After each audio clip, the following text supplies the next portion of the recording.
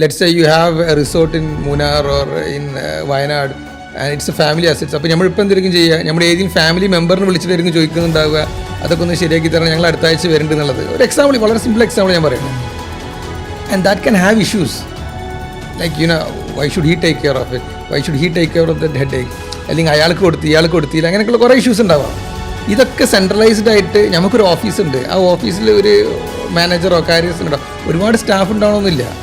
ഇവരെടുത്തേക്കാണ് നമ്മളെല്ലാ ഷെയർഡ് കാര്യങ്ങളും നമ്മൾ ബന്ധപ്പെടുന്നത്. കമ്മ്യൂണിക്കേഷൻസ്, ബിസിനസ്സിൻ്റെ ഏതൊക്കെ വിവരങ്ങൾ ഏതൊക്കെ കുടുംബക്കാർ അറിയിക്കണം, ആർക്ക് അറിയിക്കരുത്. ചില ഇൻഫർമേഷൻസ് പിന്നെ ഓണേഴ്സ്, ദ ഫൗണ്ടർ ആൻഡ് പിന്നെ ബിസിനസ് ഇൻവോൾവ് ചെയ്തിട്ടുള്ള സീനിയർ മക്കളായിരിക്കും അറിയുണ്ടാവുക. അത് ചിലപ്പോൾ അവരുടെ ഭാര്യമാർ പോലും അറിയണ ഇൻഫർമേഷൻസ് ആവില്ല. ഏത് ഇൻഫർമേഷൻ ഭാര്യമാരെ അറിയണം, ഏത് ഇൻഫർമേഷൻ മക്കൾ അറിയണം, ഏത് ഇൻഫർമേഷൻ സ്കൂൾ പഠിക്കുന്ന മക്കൾ അറിയണം, ഏത് ഇൻഫർമേഷൻ പിന്നെ അയൽവാസികൾ അറിയണം, ഏത് ഇൻഫർമേഷൻ ഇൻലോസ് അറിയണം. ഇങ്ങനെയുള്ള ഒരുപാട് ഒരു കമ്മ്യൂണിക്കേഷൻ മാപ്പ് ഒരു ബിസിനസ്സിന് ആവശ്യമാണ്.